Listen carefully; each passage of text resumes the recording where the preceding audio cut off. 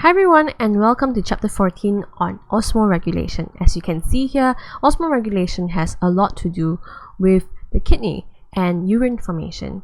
So before we go into the actual osmoregulation parts, we really need to know how is urea formed, and urea is a major component in actually urine.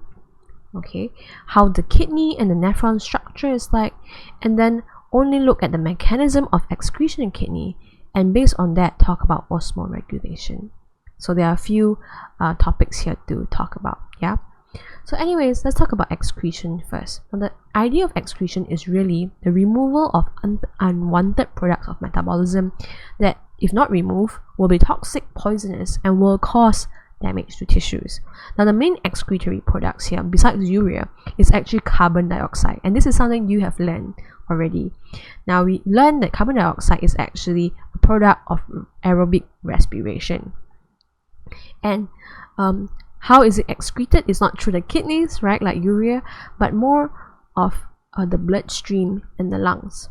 Now, this is an AS sort of information. You can refer to chapter 8 to check out how carbon dioxide is transported out from respiring cells to the lungs via the bloodstream. Think hydrogen carbonate ions, think carbamino, hemoglobin. Anyways, there's carbon dioxide. Here we really like to focus on urea, which is a nitrogenous waste formed in the liver from excess amino acids, and then the liver will process that, and then it will be excreted via the kidneys through urine. Okay, so yeah, it's urea. But as this is only one of the few nitrogenous wastes. This is just the main nitrogenous waste. Actually, there's two more that you just need to know the names of briefly. Number one is creatinine, which is also a nitrogenous waste, but only produced from certain amino acids. Most of them is used in energy storage in muscles, and very few of it, very little amount of it, is excreted via the kidneys. So that's creatinine. The next one is uric acid, which is also a nitrogenous waste. It is produced from excess purines of nucleotides. I don't know if you realize, but urea, creatinine, uric acid are all produced in the liver and excreted via the kidneys through urine. But you can forget about creatinine and uric acid a little bit, and let's just focus on urea. Now, urea, as we said, is the main nitrogenous waste in the body. It is formed from excess amino acids. So excess protein from food will be broken down in the liver and converted to urea. Now, how does that work? Step 1 is deamination. So here we can see a structure of the amino acid. Okay, this is chapter 2 stuff. You should remember this. There's a central carbon, and it's connected to a hydrogen atom, a NH2, which is an amine group, a carboxylic acid group, as well as an R group. Okay, the first step is deamination, and the idea is to remove this amine group and a hydrogen atom from the amino acid, forming ammonia. Ammonia is toxic to the body. It will be toxic if it's allowed to accumulate. So in the urea cycle, aka the ornithine cycle, okay, I'll just stick to urea cycle because that's easier. So ammonia is toxic, right? So in the urea cycle, ammonia gets converted to urea with the addition of CO2. So NH3 plus CO2, carbon dioxide, will be converted into urea, and then this product will then be excreted through the kidneys. Now, what remains here, the carboxylic acid group, the R group here, and the central carbon, is that it becomes something we call keto acid. It can be respired, or converted to glucose and then respired, or converted to storage molecule in the form of glycogen and fat. So you can see here this amino acid, the amine group becomes ammonia, and the rest of the stuff becomes keto acid. Now, before we go on to how urea is excreted exactly using the kidney and gets in the urine, let's talk a bit about the structure of kidney and how it works. So this is a kidney here. You can see the main arteries going in is called the renal artery. So think renal as anything related to kidney. So when you see the word renal, it's anything related to kidney. Think urinal, but without the U, and spelled with an E. So renal artery supplies blood into the kidneys, and renal vein removes the deoxygenated blood. What comes out of the kidney is the ureter. The ureter brings the urine out from the kidney to the urinary bladder, and then the urethra would take the urine out from the urinary bladder. So when the urinary bladder is full, when your bladder is full, they will exert a certain pressure and you will need to go pee, and the urine comes out from the urethra. That's the general idea. So kidney, ureter goes down to the bladder, which is the bottom here, comes out through the urethra. Focusing back on the kidney and the internal structures of it. So the kidney has a few layers. The entire outside layer is called a capsule. It's a tough protective layer for the kidney. Inside the kidney, there are three main regions: the cortex, the medulla, and its pelvis. Cortex sounds like cover, so it's on the outside. Medulla sounds like middle, which is in the middle. And then at the base of it is called a pelvis. Now, in the cortex and medulla, in between them, okay, spanning here and this area right here, there are tiny tubes called nephrons, and this is the functional unit of the kidney. There are many of these nephrons in the cortex and medulla, which look something like this. Let's look at each and every part of the nephron, starting with the Bowman's capsule. The Bowman's capsule looks like a little cup here. Okay, there is another name for it, renal capsule. Again, renal is anything to do with the kidney. And then it goes into the proximal convoluted tubule. So these are all tubes, yeah. So the tube is called proximal convoluted tubule. Proximal means close by, like in proximity. So it comes first, right after the Bowman's capsule. After that, we have the loop of Henle, and then the distal convoluted tubule. Now, loop of Henle is two parts.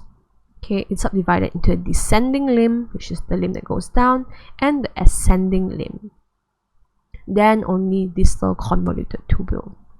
Distal convoluted tubule starts with the word distal, which sounds like distant, which means it's the second one that comes after loop of Henle. Okay, proximal, distal. Proximal comes first. Right after that, there is a collecting duct, which extends into the medulla and is connected to the pelvis, where a ureter is present. Okay, so again, Bowman's capsule, proximal convoluted tubule, the loop of Henle, distal convoluted tubule, and the collecting duct. Make sure you familiarize with this structure before you move on. Now, the next thing I want to point out to you is the presence of this blue line right here. As we said just now, nephrons are present in the cortex and medulla, and it actually spans across both of them. This blue line here is a boundary of where the cortex ends and where the medulla begins. So everything above this line is in the cortex. So Bowman's capsule is the cortex, proximal convoluted tubule is on the cortex, and distal convoluted tubule is the cortex. But in the medulla, there's a loop of Henle and the collecting duct. Now, this is actually a simplification of the structure of the nephron. Real nephrons probably look more like this, not exactly, but more so. It's tubes that are windy, and there's also capillaries that go in and out. Now, we did say that in the kidney, there is a renal artery, right? Now, the renal artery is going to be branching out into different afferent arteriole. Afferent, A comes first before E.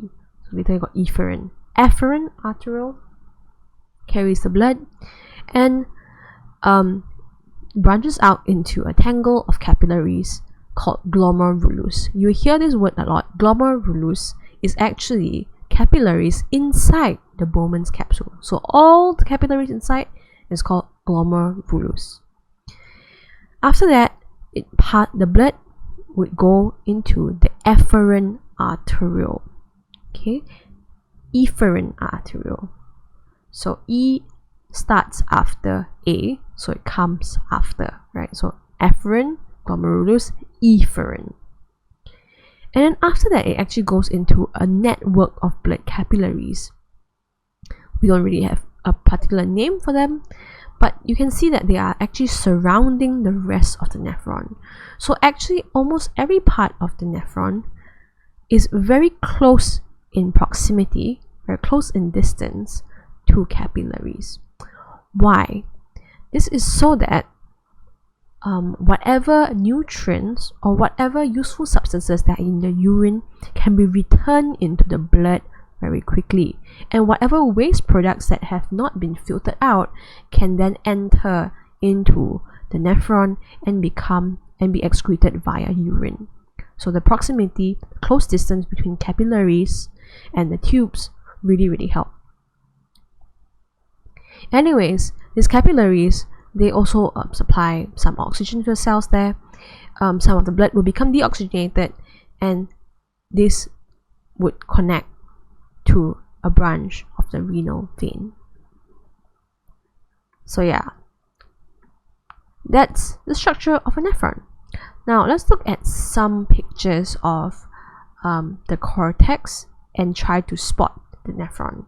So it's very hard to spot the distal tubule actually and the other tubes, but it's very easy to spot the Bowman's capsule because it has this like cup-like structure, and if you cut it, because this is a transverse section, you will see something like this. This white area here is the Bowman's space, so it's inside the Bowman's capsule, and then this bunch of random stuff inside is actually the glomerulus, which is the network of capillaries inside that cup, okay, or Bowman's capsule. You can see Bowman's capsule again here, and here, and here, and here, and all these round things that are arranged in rings, these are all tubes. Very nice. The ones that are longer, we can identify them as the distal convoluted tubule or the proximal convoluted tubules, one of them, because this is the cortex, right? So it has to be one of them. So yep, this might be this can be a question in your structure questions. They can show you a picture of this and ask you to identify the Bowman space. So it's good to know. And finally, we can talk about the mechanism of excretion in kidneys. Now, if you're not familiar with the structure of the nephron yet, it's probably a good idea to pause and go and memorize the names now. Okay, pause. But if you have already not memorized the names, let's talk about the mechanism right now. So in general, there are two stages. In general, one is ultrafiltration and the other is selective reabsorption. Ultrafiltration is the filtering of small molecules, including urea, out of the blood. Okay, so filter everything out at the Bowman's capsule, and then selective reabsorption is where all the useful molecules in the fluid, let's say glucose that is not used, amino acids, and other useful molecules can be reabsorbed from that fluid. The rest of the stuff that is not reabsorbed will end up in the urine. So two stages, ultrafiltration and selective reabsorption.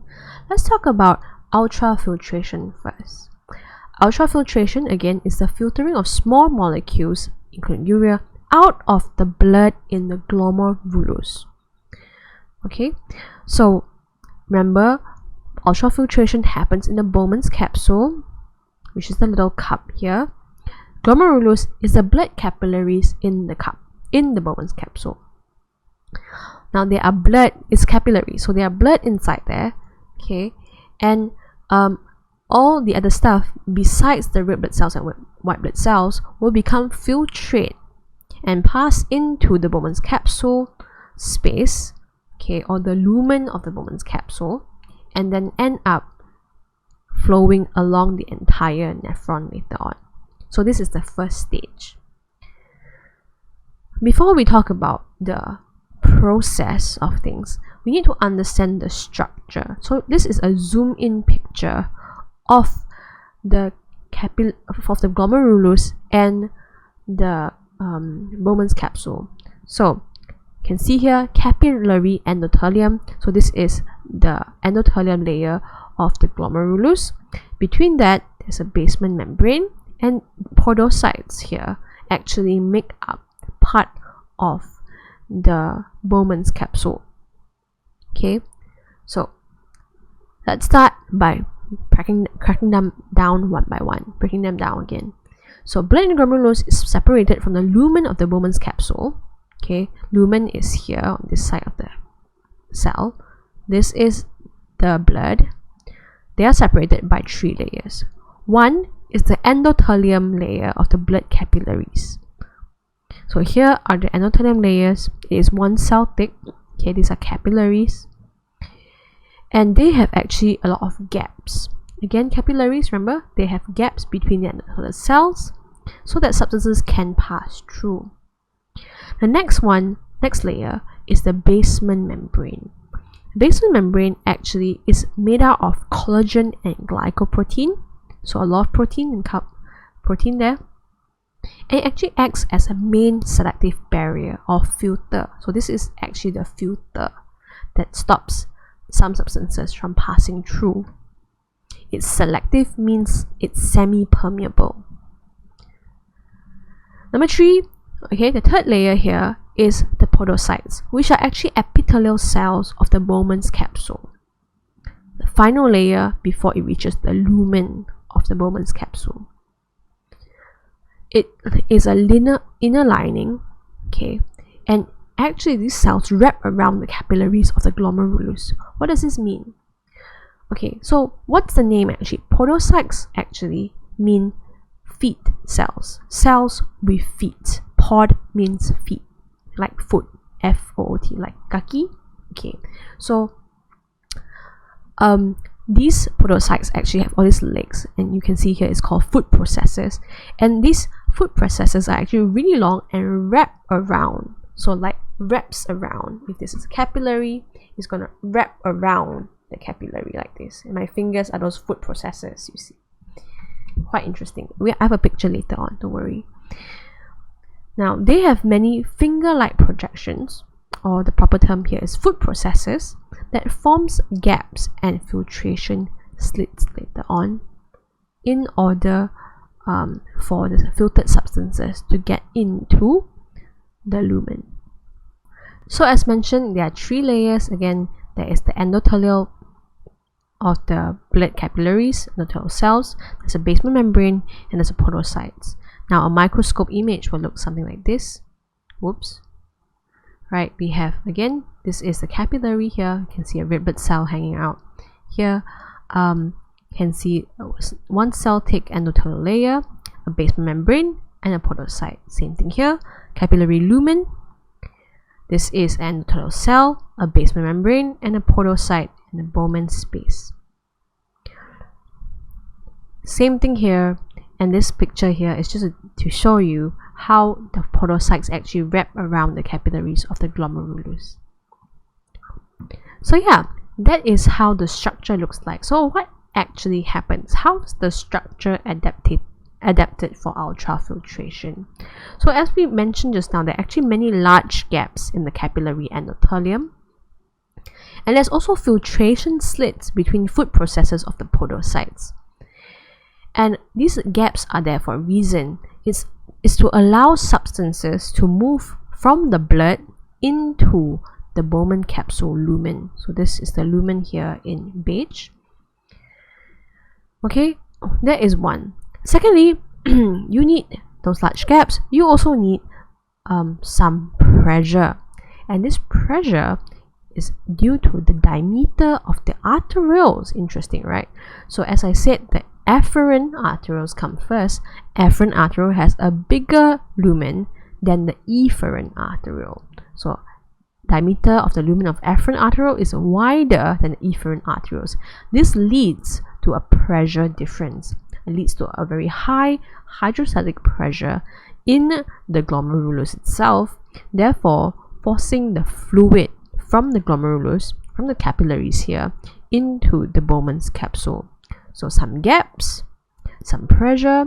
The next one is a filter. A filter is needed. Now, what's a filter needed for? Is to prevent certain things from passing through. So red blood cells, white blood cells, and large plasma protein that has the molecular mass of above 68,000 daltons. This is a unit for mass. Those things cannot pass through. So it won't end up in the glomerular, in the Bowman capsule lumen. What is in the lumen will be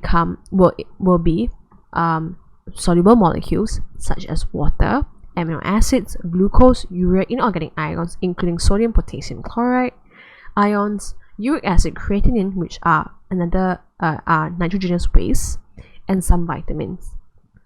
So everything except no cells and no large proteins.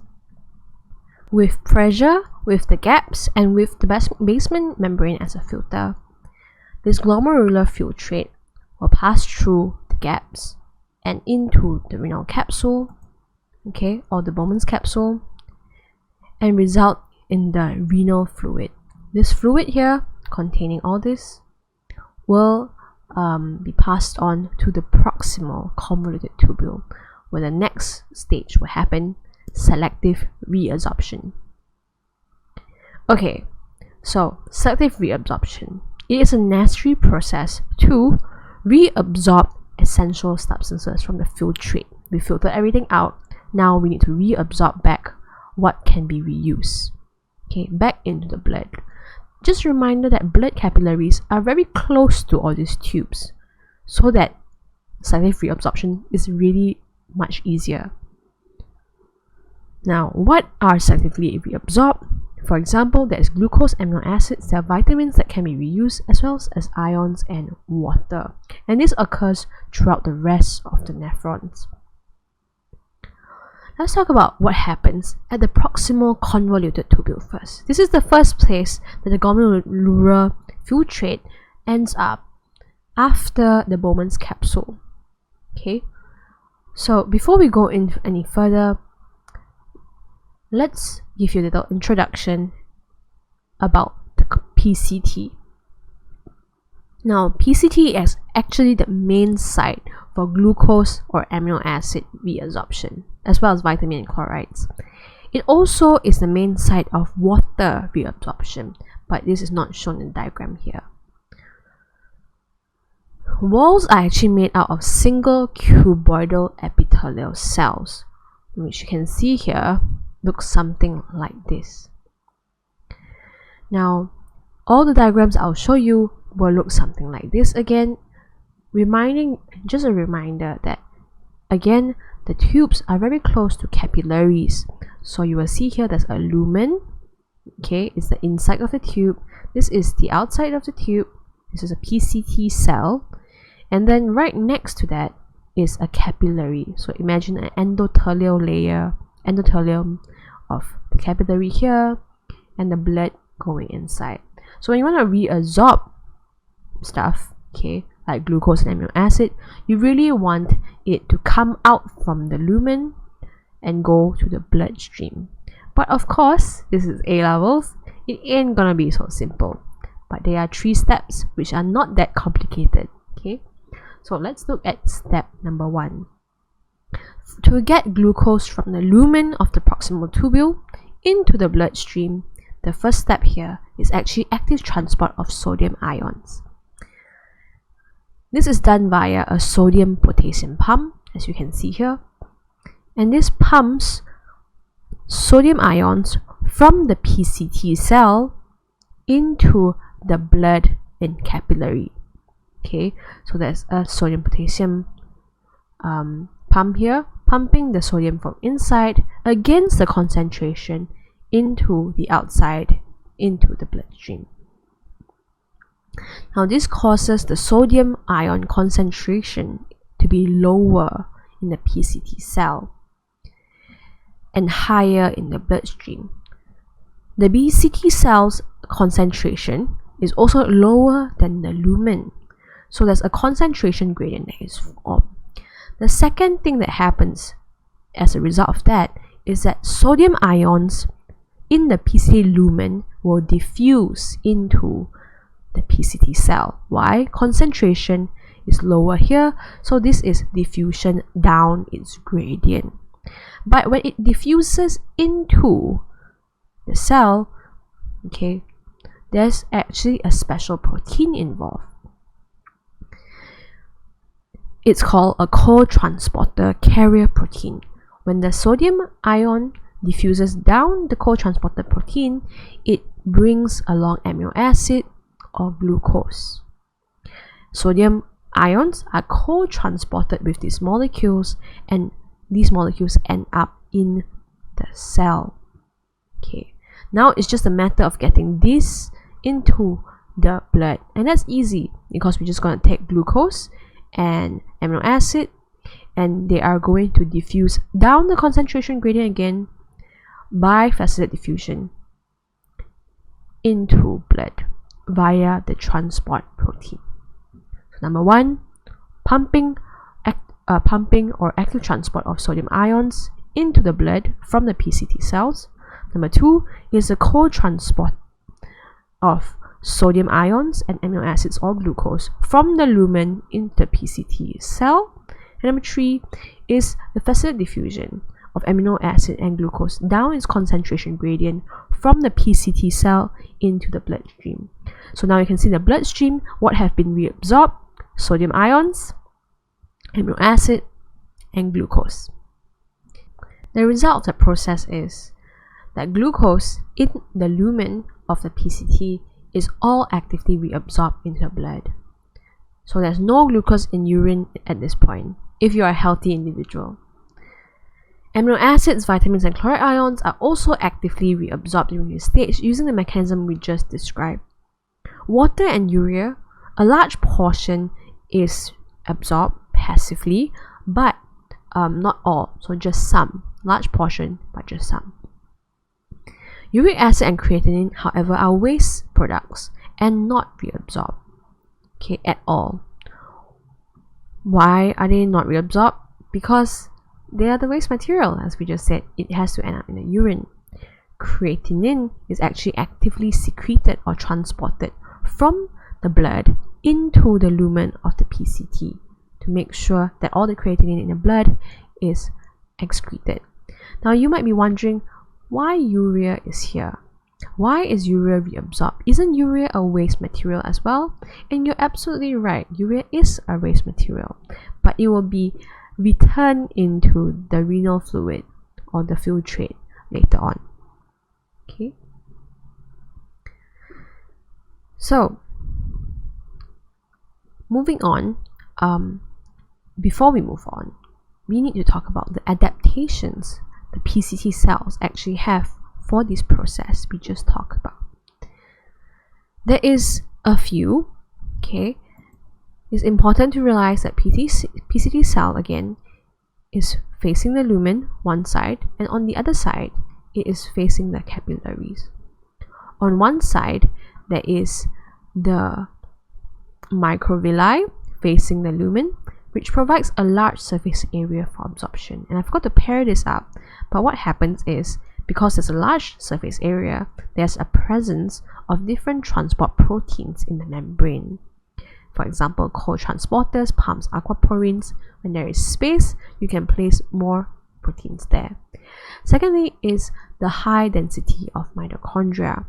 Again, the first stage of selective absorption in the PCT cells require active transport of sodium out of the PCT cell.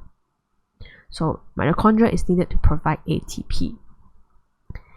There's also foldings at the basal membrane. So these are the surface that is facing the blood capillaries. There's high enfolding for what? Well, again, always related to how many transport proteins you can put at the membrane. Now, besides all of that, there is another point here. tight junctions holding adjacent cell together. Tight junctions is actually a specialized term for a complex substance that holds the cell together. So these tight junctions actually separate proteins in the front and basal membrane. So the front membrane is the microvilli, the basal membrane is the one facing the capillaries, right? Carrier proteins tend to diffuse laterally. If you remember the fluid mosaic model, they actually can move around. If you have that tight junction, okay, that substance just hanging out between cells, they actually separate proteins from front and the basal membrane. So they don't allow those proteins to diffuse and change places with each other. Tight junction also ensures that fluid cannot pass between cells freely, but substances must pass through cells. So the cells can regulate what's get reabsorbed and what does not get reabsorbed. And that's pretty much what happens in the proximal convoluted tubule and how the structure is adapted to its function. Now we are at the loop of Henle. From the loop of Henle, something different happens. There's not a lot of glucose or amino acid reabsorption here, but what is most reabsorbed here is water. You'll see, loop of Henle is actually located at the medulla. So it's long, it bears down, okay? And there are two parts, remember. There's the descending limb and there's the ascending limb. Different limbs have different traits. So descending limb, which has this blue wall, is actually permeable to both water, sodium, and chloride ions. So it's permeable to all of that, therefore it's in blue. But the ascending limb have different properties. The ascending limb, the wall is impermeable to water and only permeable to sodium and chloride ions. So sodium and chloride ions can move out, but water cannot move out or in. So how does this work? This is slightly unusual, but we're going to follow numbering here and start at the ascending limb. It will make sense later, okay? So start at the ascending limb. So remember, the ascending limb is impermeable to water and only permeable to sodium and chloride ions. This is where sodium and chloride ions move out of the tube. It moves out of the ascending limb by active transport. So this process requires ATP into the tissue fluid of the medulla space. As a result of that active transport of sodium and chloride ions, you expect a high concentration of sodium and chloride ions in the medulla space. So again, loop of Henle is medulla. Medulla is the space outside here, okay? So high concentration, and that will become very important later on. But right now, we know that, hey, this also means that the renal fluid is more dilute because you have removing all these solutes, right? And this fluid here is that more dilute renal fluid can then pass into the distal convoluted tubule and be processed further. Now it's important to realize that, hey, a longer loop here actually can result in higher concentration of solute built up in the medulla space. Because the longer it is, the more surface area for this active transport to occur. So more carrier proteins, more active transport for sodium and chloride ions, and therefore more concentrated medulla space. And actually it results in more water reabsorption and results in more concentrated urine. How is that? Let's look at the next section. So as we said just now, we ended the conversation with a high concentration in the medulla space. Now in the descending limb, which is permeable to both water and sodium and chloride ion, right, there is renal fluid. And because it is less concentrated than the medulla space outside, water moves out into the medulla tissue fluid or the medulla space. Bit typo there. This is through a process of osmosis, of course, and this actually is a reabsorption of water. So water moves out of the renal fluid, which will eventually become urine, into the body. Also, sodium chloride ions, and as well as urea, okay, this is where urea diffuses back into the descending limb, resulting in a more concentrated fluid here as it moves down the loop. If we look at the interstitial osmolarity, which is really a measure of concentration, okay, don't worry about it too much, this is concentration, we will see that it changes in the descending limb and the ascending limb.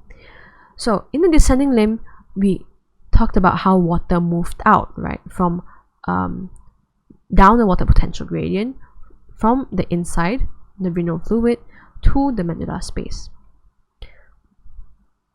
This results in an increase in solute concentration, and it doesn't help that sodium and chloride ions diffuse back into the descending limb as well.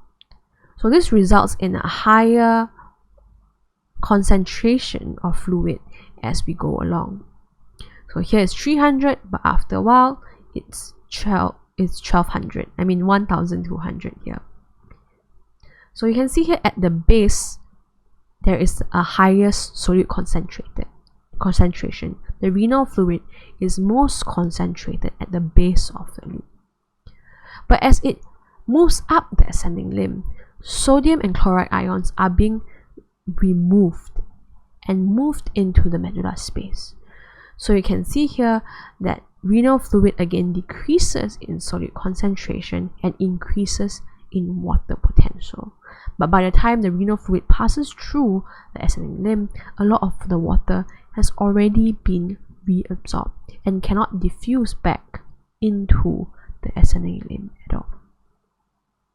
So I hope you understand now how this works and why a longer loop of Henle will result in more concentrated urine. Because the longer it is, the more salts can be, ions can be transported out of the ascending limb, resulting in more concentrated medulla space. More water will be removed from the descending limb, resulting in less volume of water in the renal fluid overall. So we're done with the PCT. We're done with the loop of Henle. What happens at the DCT, the distal convoluted tubule? And this is surprisingly easy. Why? Because it's separated into two, okay? The first part of the DCT is pretty similar to the loop of Henle. More water is reabsorbed, whatever. The second part of the DCT is similar to collecting duct. So it doesn't really have much unique features. Okay, half of it loop of Henle, half of it is like the collecting duct. The only difference is that there is potassium ions and hydrogen ions and urea that is reabsorbed from the blood. Sorry, not reabsorbed, but removed from the blood and move into the filtrate or the renal fluid. Moving on to the collecting duct. The collecting duct is located in the medulla, moves down here, right? And at this point, after so much processing and selective absorption, tissue fluid of the medulla has a very high concentration of solutes. This is also because more water is reabsorbed at the collecting duct. Okay, so this here, the collecting duct and the distal tubule, is where we can finally talk about osmoregulation, which is our main point here. The rate of water reabsorption is actually controlled by ADH, the anti-diuretic hormone. So let's talk about osmoregulation and how it affects the collecting duct. It all starts at the hypothalamus. So osmoregulation, as you know, is a control of water potential of body fluids. The stimulus Okay, so we're using negative feedback mechanism here. The stimulus is when the water potential of the blood is low. There's a change in water potential. The receptor, which are osmoreceptors at the hypothalamus, can detect this water potential decrease, and therefore the hypothalamus will be able to synthesize ADH. Okay, how does it do this? They have something called neurosecretory cells. Neurosecretory cells sends a nerve impulse to posterior pituitary glands. So if you don't know what I'm talking about, this is the brain. Your hypothalamus is the center of it. Center of it is connected to this little bud right here called the pituitary, and there is an anterior pituitary and a posterior. So the one in front, the one behind. So at first is the hypothalamus.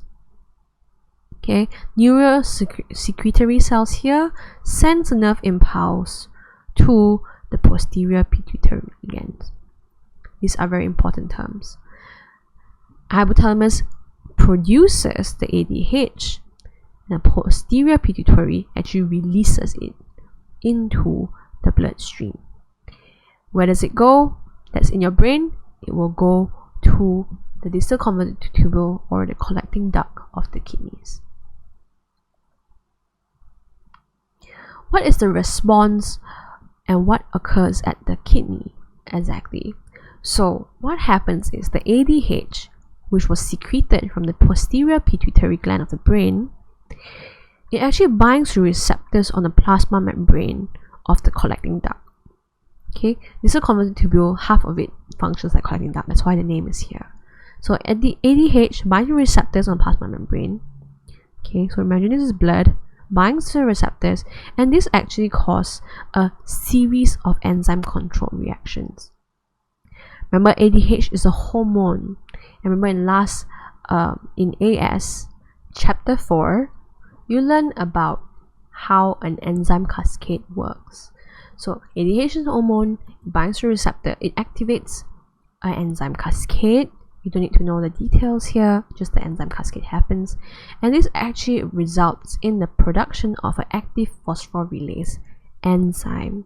And this enzyme will cause the vesicle containing aquaporins, which are carrier channel proteins for water, to fuse with the plasma membrane on the lumen side. So you can see here the vesicle containing those proteins fuse, and result in more aquaporins residing at the lumen side of the collecting duct. The result is increased membrane permeability. So ADH will increase the membrane permeability of the collecting duct. This increases water reabsorption as the medulla is very concentrated with a lot of solutes. Right, we've established that previously. So more water moves out of the collecting duct into the blood, into the medulla space around it. So as a result, smaller volume of more concentrated urine is produced. All this water is returned into the body. Therefore, water potential of blood increases and returns to the norm or set point. That is when the water potential is low in the blood, right? But what if there is an increase in water potential of the blood? How does the cells decrease the water potential then? So when there's an increase of water potential in the blood, osmoreceptors are no longer stimulated. Everything happens in reverse. Neurons stop secreting ADH. Aquaporins move out of the cell surface membrane back into the vesicles in the cytoplasm. So that's interesting. Everything moves in reverse. Collecting duct is less permeable in water, and therefore more urine is produced, more dilute urine is produced as well. So that there is a decrease of water potential in blood, resulting a return to the set point or norm. You realize that the term return to set point or norm happens and occurs a lot as long as well as the terms used to describe the negative feedback mechanism, because these are the main keywords. So here's a summary of what went down in the nephron. The Bowman's capsule, there's ultrafiltration. Remember that capillaries in there are called glomerulus. The specifics of this process is pretty important. The proximal tubule, the main process here is the reabsorption of glucose and amino acids. Mainly, there's also the reabsorption of water, but it's a passive process. Loop of Henle, mostly the reabsorption of water and salts.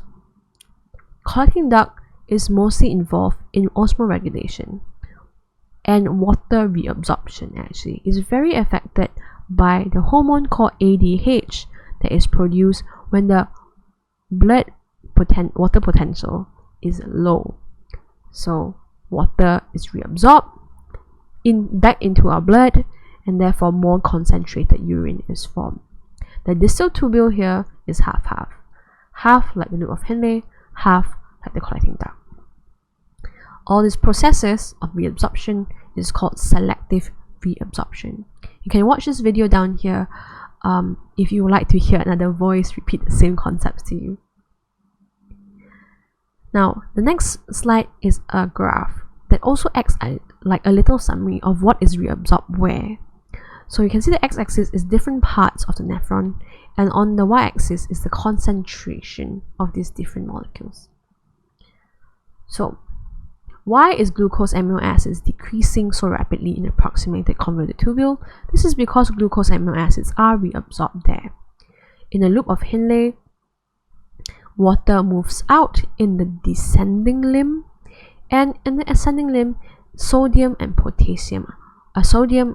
chloride ions move out. Sorry, not potassium.